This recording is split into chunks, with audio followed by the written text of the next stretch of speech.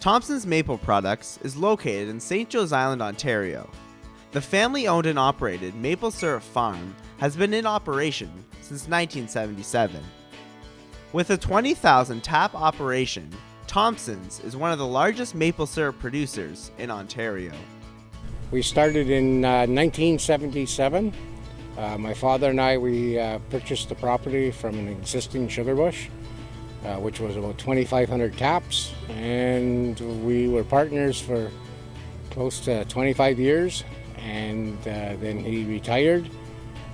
We expanded to roughly 20,000 taps, which we are now, and we're located on 2 lots in Jocelyn Township.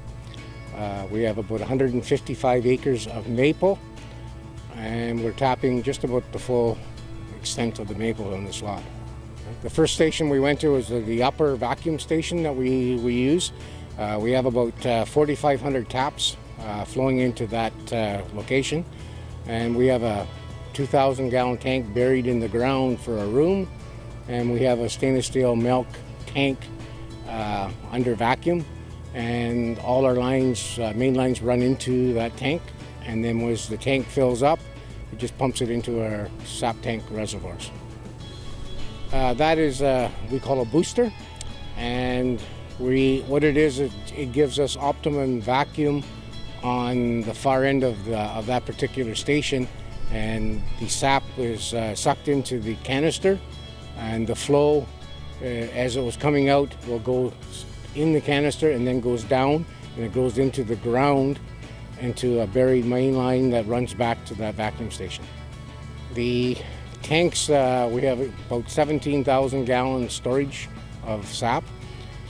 We have one tank which the sap runs into continually, and as we get enough, then we take the reverse osmosis and we suck the sap out, and we process it approximately 50% of the water out, and the sap is put back into the tank, and then once we have enough of it, then we run it through the reverse osmosis a second time, and we take 50% out of it again, and it comes out about 12% sugar, and then we store that, and the water that we're processing out of the sap is used to wash the RO every 6 hours.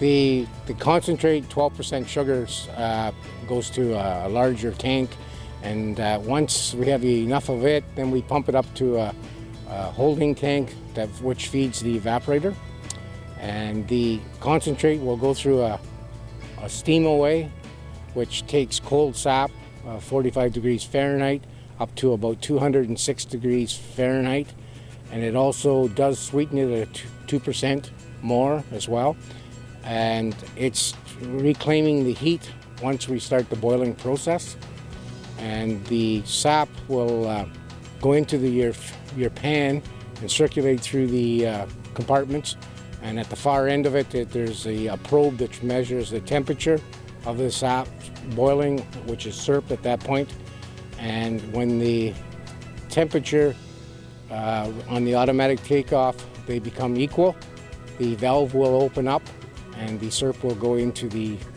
filter tank, and once we have a quantity there, then we run it through the filter press and take out the sugar sand and the niter and pump it into barrels, and we store it in barrels. The packaging end of it, since we're barreling all our syrup as we produce it, we have to package at a later date because we're making too much syrup per hour to package what we need. So in that room, we reheat the syrup to 185 degrees Fahrenheit to pasteurize it, and it's filtered again, and then it's pumped into a holding tank which supplies the different fillers that we have. We have pressure fillers, we have vacuum fillers, we have multiple head fillers, and it's all depending on what we're doing at the time packaging. And everything is put on racks to cool before we box it, and then we box it and ship it or whatever. Well, we sell maple syrup, it's number one. We make maple butter, maple candy, maple granulated sugar. We make a few other small products during the season, but the majority of it is the four. What sets Thompson's apart from other maple syrup producers is its innovative wireless system created by Trevor Bryant from Algoma Business Computers. The invention went on to win a Premier Award and Provincial Award. TapTrack Technologies is a company that's come about from a technology that was developed for maple syrup farming. In particular, it was used to monitor vacuum across vacuum lines on property and report back to a common computer that people could look at, and they could tell if there was something wrong with their property visually and in real time. So instead of sending people across the property to scour around all day long looking for leaks and things to fix, this would monitor and tell them immediately where there's a problem. Doug Thompson is kind of our pilot farm, if you will. They are running the technology. They were the first to run this technology, and he's helped me to take the software from where it started off to a point of where it is right now.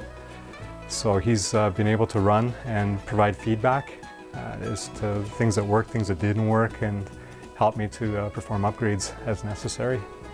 I feel pretty happy and pretty proud of the technology in general. It's been a good meld of electronics, new technology with old school maple syrup farming, and it's allowed the farmers that are running the system right now, it's allowed them to experience a major increase in sap collection, where now they've run into a problem where it's shifted from not getting enough sap to having too much sap, where they got to boil it down right away. Doug suggests that everyone support local farmers and producers in the Algoma region. While supporting the local farmers helps a lot. When we're selling to different grocery stores or stores, if they buy our product, we buy their product. And it's very important for the trade business.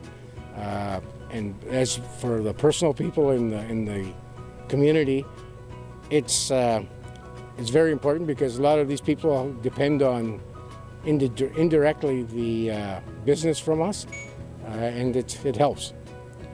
If you want more information on Thompson's maple products, you can visit their website.